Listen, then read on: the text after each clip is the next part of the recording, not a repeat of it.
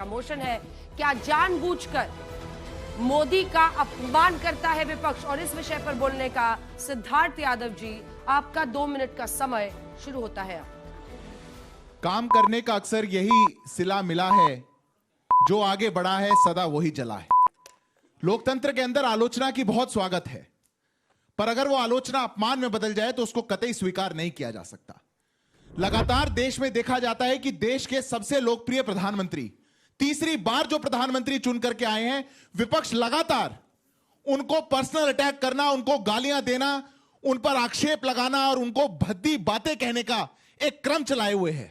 पर ऐसा किस लिए किया जा रहा है और यह सिलसिला कब से शुरू हुआ? कभी उनको यमराज कहा जाता है, कभी उनको खून की दलाली कहा जाता है, कभी उनको हिटलर, कभी उनको औरंगजेब, कभी उनको चाय वाला, कभी उनको नीच। देश के प्रधानमंत्री को लगातार इस प्रकार की भाषा वो दिखाती है कि देश का विपक्ष एक हताशा के माइंडसेट में है। पर इसके अतिरिक्त मुझे लगता है कि देश का विपक्ष एक एलिटिस्ट माइंडसेट में भी है। देश का विपक्ष बर्दाश्त नहीं कर पा रहा है कि कैसे देश के अंदर एक सामान्य परिवार से आने वाला, एक गरीब मां का बेटा, एक साधारण परिवेश से आने वाला वो देश का प्रधानमंत्री बन गया और इस देश की राजनीति की परिभाषा को उसने बदल दिया, देश की विकास की भाषा को उसने बदल दिया और इस देश की आशा को उसने बदल दिया। जब ऐसा हुआ तब इस देश के अंदर जो वाइन एंड डाइन वाले थे, जो इस देश को अपना मालिक मानते थे, जो इस देश में अपने आप को सबसे बड़ा मानते थे, वो लोग देश के प्रधानमंत्री को गालियां देने पे उतर आए। वो देश के प्रधानमंत्री को अपनी मन की कुंठा से अपमानित करने पे आए। आज जब 25 करोड़ लोगों को गरीबी रेखा के बाहर निकाला जाता है तो उनको नीच कहा जा रहा है। जब देश की टॉप इकोनॉमी बन रही है तो उनको मौत का सौदागर कहा जा रहा है। जब सर्जिकल स्ट्राइक भारत देश के अंदर घुस करके कर रहा है तो उनको खून की दलाली कहा जा रहा है। हम भी अंजना जी विपक्ष में बहुत लंबे समय तक रहे हैं। मैं फिर दोहराता हूं, आलोचना का स्वागत है, पर अगर गाली देने की मशीन विपक्ष बन जाएगा तो यह लोकतंत्र के लिए स्वस्थ नहीं है, जो विपक्ष को रोकना चाहिए। जबरदस्त ओपनिंग बैट्समैन ने गजब पारी खेली है भाई, बहुत अच्छा। लेकिन इधर से भी धुआंधार बल्लेबाजी होने वाली है। और डॉली शर्मा जी, इस विषय पर बोलने का आपका 2 मिनट का समय शुरू होता है। अब देखिए, प्रधानमंत्री जी की इज्जत, हमारे भी प्रधानमंत्री हैं, बहुत इज्जत है, बहुत उनका मान है, बहुत उनका सम्मान है। लेकिन विपक्ष में बैठकर हम सरकार का ढोलक और मंजीरा नहीं बजा सकते।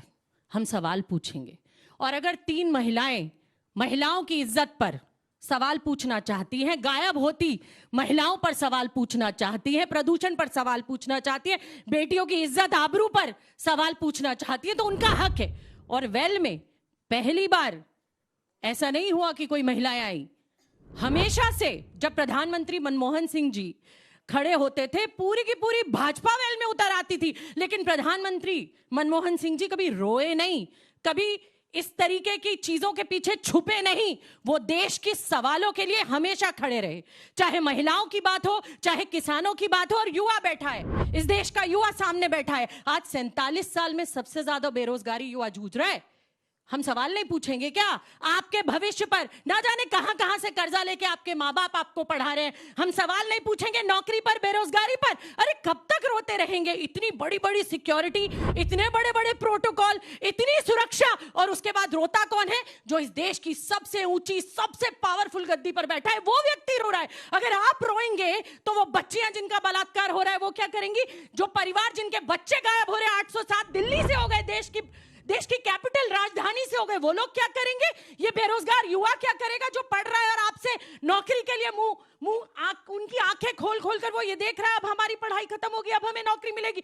वो किसान जो बार बार जिसे धरने करने पड़े, प्रदर्शन करने पड़े, जिन्होंने आवाज उठाई, आपने तो उन्हें भी खालिस्तानी पाकिस्तानी कहा, लेकिन वो किसान इस देश का रोया नहीं, हाँ, हमें मार दिया, हमें खालिस्तानी कह दिया, हमें ये नहीं किया इस देश के किसानों ने। वो बैठे रहे बॉर्डर पर, अपनी बात उठाते रहे, अपनी बात कहते रहे। जब परीक्षा के पेपर लीक होते हैं, जब अग्निवीर जैसी स्कीमें लाते हैं, जब लगातार समय समाप्त हो गया। सॉरी, ये वाला बहस का तरीका जबरदस्त, वाह।